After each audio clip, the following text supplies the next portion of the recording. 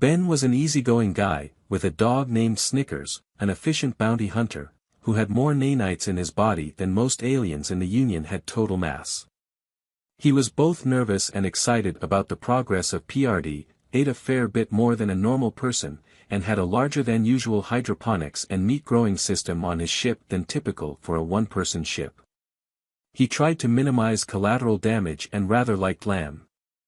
Jorvath, on the other hand, was shaped roughly like an anthropomorphic squirrel with a less bushy tail. He looked like the epitome of innocence, but was a 2D fairy tale villain. His whole shtick was to carefully cut to pieces his victims before sewing them back together inside out and hanging them in public places. He was talented at constructing traps and personal combat. He'd only been active for a week, and the authorities of the station had already decided it would be cheaper, easier, and safer to just put a bounty on the butcher. Ben's ship clipped back into regular reality, pre-warp speed still a hefty .298 c. After all, FTL engines multiply speed, not add to it. His ship was fairly small, so it was perfectly fine landing in a hangar of the station rather than docking externally. He had his clock speed at 100 perceived seconds per second, best practice to be at least a little on alert when exiting warp. He looked at the path of the vessels relatively nearby and foresaw a possible collision between two of them within the next 49.817 or so seconds. He connected to the station's traffic control 6, pilfered the highest level of admin credentials for every system in the station, looked over the 6, and made a subtle temporary change. Actually getting the 6 to update took about 16 times as long as gaining access to it. Among humans, such an incredibly simple and easily blocked cyber attack as the one he had launched would be equivalent to poking someone to get their attention or simply announcing your presence to a room. He lowered his clock speed and stared into space for a second. In actuality, the remaining 49.812 seconds from when the hypothetical collision would have taken place passed. The two vessels passed by each other ever so slightly more distantly than they would have otherwise, and a short while thereafter Ben pulled into a hangar, resetting his clock speed to his default of 2:1. With augments and more importantly, careful gravity manipulation allowed him to casually ignore the extent of the deceleration.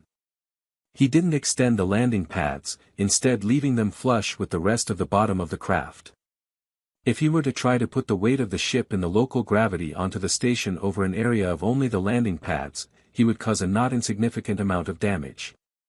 Instead, he simply laid the entire bottom of the ship on the floor. He exited his ship in his light recon armor, rifle magnetically attached to his back, pistol to a hip, rather large knife to the other. He hadn't had the opportunity or excuse to use his heavier equipment for a while now, largely because the Union built everything so damn flimsy. The flimsy barely armor would protect him from otherwise lethal levels of high-energy radiation, gas attacks, and what the Union considered anti-shuttlecraft weaponry, as well as further enhancing his strength and speed. His dog stayed on his ship. Instead following him were 4 highly modular drones. He had the standard cerebellum enhancements and could control the drones just as well as he could control his 4 arms. In this case, the drones were equipped for the 0.8 G moderately dense atmosphere environment of a Union station. They each had 4 propellers, a variable power magnetic acceleration machine gun with a high-end cycling hydropneumatic recoil system, an electrolaser that used a laser to ionize a channel of gas before sending an electric shock down said channel, and a canister of foam cuff. 2 liquids in 2 separate compartments that, when mixed, would rapidly turn solid, and a rather tough solid at that, with a volume a fair bit higher than that of the 2 liquids combined. It could be used to restrain someone in a mostly harmless way and, albeit slowly, be later removed via a hammer and chisel. The concept had been a thing way back in the 20th century and had been improved on a bit since then. Of course, it could also be used to patch a hole in a hull, but this mixture was, in particular, optimized for restraining people, hence the name. Jorvath was holed up in something of a trap-laden fortress, with station security forming a perimeter. In the time between then and posting the bounty, they'd managed to corner him, and Ben was still getting used to the distance between everything in Union space compared to how human space was essentially one contiguous star system thanks to the gateways, but other than that, they weren't prepared for this nonsense. Said fortress was in one of the inner segments of the station, so it couldn't simply be ejected, not, at least, without quite a lot of moving things around. On second thought, another 2 drones flew out of his ship. These drones were equipped with 4 arms each instead of weapons. One followed after him whilst the other went to go get an order of whatever it was from that food cart that smelled rather good about 28 meters away. He thought, alien fish and chips. He didn't bother to check it for toxins before folding back his helmet and plowing into it, as if anyone managed to poison him, he'd nominate them for a Nobel Prize in chemistry. Between nanites and genetic changes, there was basically nothing humans couldn't eat. He started sprinting, though it's not really a sprint if it's just as sustainable as walking, now is it? Towards the fortress of Jorvath, having already looked on the station's security cameras for any ambushes there may be lying in wait for him or any other such annoying things. There was a small crowd blocking his way, but thankfully the walls of an immediately nearby structure were just barely sturdy enough he could run on them without permanently deforming them long enough for him to vertically bypass the crowd. He heard someone muttering about humans being crazy. He noticed a cleaning drone that was broken down and sent one of his manipulatory drones to look it over. He had his ship start fabricating the replacement part, only briefly glancing over the schematic. It's always possible that the metadata of it included altering the schema to build a nuke if used at the exact right time or something like that, but it was from a trusted and well-known uploader and it had been on the site for nearly 3 years. The odds of nobody noticing something off about it by then if there was anything to notice was basically 0. His ship's fabricator was only 20 meters across, it wasn't exactly a big ship, but it was still a fabricator. The arms and nanites could manufacture more or less anything so long as the raw resources were available, even as unrefined or melted together clumps of blown-up ships, even if they had to build facilities to build the final product. He set another drone inside his ship to repair the cleaning drone when the part was ready and put the issue out of his mind.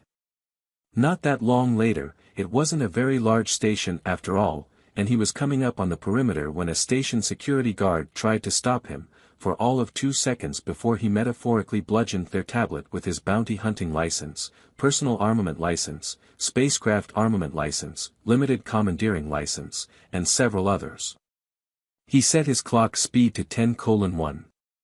2.6:1 was more or less the safe limit for permanent use, but 10:1 was just fine so long as it wasn't used for more than say 15 minutes at a time. He stepped past the perimeter and was immediately under attack by 3 rocket launchers. Charming, he snarked in his head, is that any way to treat your guest? 3 drones fired a single round, and 3 explosions followed, the rockets having barely left their respective barrels. Lower yield than IDVE figured. Stepping into the complex, he walked about 5 meters before placing a shaped charge. Does he expect people to actually go through the hallways he's set up? Seriously, he has a heartbeat, it's dead obvious where in this place he is, why the hell hasn't the station security dealt with this clown yet? He walked back 10 meters, and the charge detonated. The resulting hole was rather large. Are you insane? Why'd he rig up a sound system? Possibly, though if I am, that's kinda pot calling the kettle black in it. What's your point? Who uses explosives that large at that proximity? Jorvatha's voice had a nervous chittering undercurrent. I take it you've not met many humans. It was several more explosives later that he was getting close enough for his armor to pick up on Jorvatha's fear pheromones. You know, you smell kinda like mint when you're scared. I don't particularly care for mint ice cream, I prefer Dutch chocolate flavor. What's your favorite ice cream? Pretty sure the stuff's biocompatible with your species. Pistachio. Now leave, you crazy donkey, I have hostages. Ha. No, you don't. Only one heartbeat in this place. Sure, you could have a human hostage, someone else with a continuous flow heart and lungs, except your voice isn't bouncing off of anyone in the room you're in. You needn't be bothered with the speakers, you know, all they're doing is making clear that the sound from them isn't bouncing off of anyone in any other room in here. This armor is pretty thin, but it has good sensors built into it. Jorvith was silent for a moment whilst Ben placed another charge. Only another 2, and he'd be to him. You won't take me alive. This time the speakers were off. You're only worth a bit more brought back alive than dead. If you want to die now, fine, I'll just bring back your head or something. Ben contemplated for a second. You know, you're much calmer than the last fellow I dealt with. A wet thwack resounded throughout the complex. Ben stepped over the threshold, his drones flanking him, guns at the ready. The room was dark, save for the faint glow of emergency lights casting eerie shadows on the walls. Jorvith stood in the center, a twisted grin on his face, holding a long, serrated blade. The room smelled of antiseptic and fear. Last chance, Jorvith. Surrender, and I'll ensure you're handed over to the authorities in one piece, Ben said, his voice steady and cold. Jorvith laughed, a high-pitched, almost manic sound. Do you really think you can take me down, human?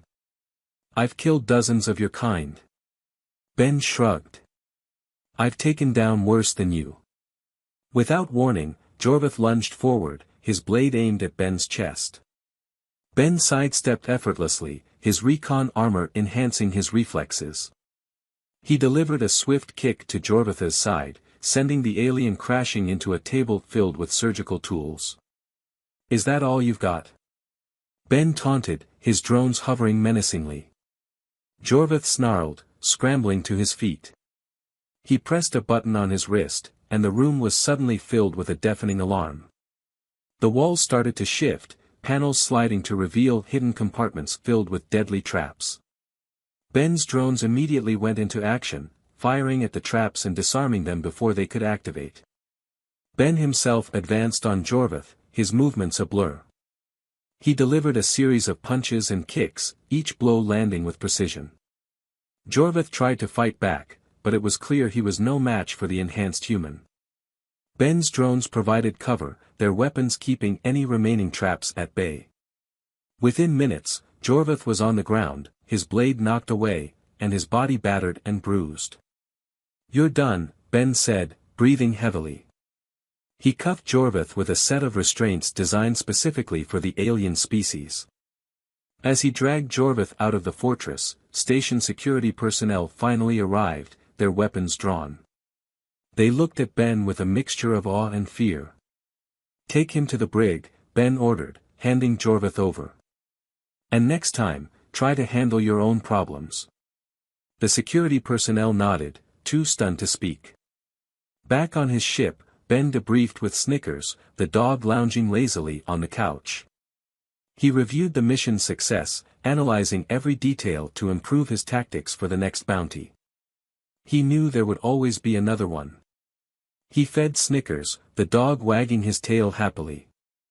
The ship's AI chimed in, informing Ben of a new bounty posted on the Union network. He glanced at the details, noting the location and the target. Looks like we're headed to the outer rim, he said to Snickers. The dog barked in response, ready for the next adventure. Ben set the ship's course, the engines humming to life. He leaned back in his chair, thinking about the encounter with Jorvith. It was just another job, another day in the life of a bounty hunter. But he couldn't shake the feeling that something bigger was on the horizon, something that would test his skills and his resolve like never before. As the ship entered warp, Ben closed his eyes, allowing himself a moment of rest. He knew he would need it for what lay ahead. Now days after, Ben awoke to the sound of the ship's alarm. He jumped out of his chair, quickly assessing the situation. The ship's AI informed him of an unauthorized access attempt at the Union's central database. Ben's eyes narrowed, this was no ordinary bounty. He connected to the Union network, bypassing security protocols with ease. The data he uncovered sent chills down his spine. A new faction was rising, one with advanced technology and a ruthless agenda. They were targeting key figures within the Union, and their next target was a high-ranking official on a remote planet. Ben knew he couldn't do this alone.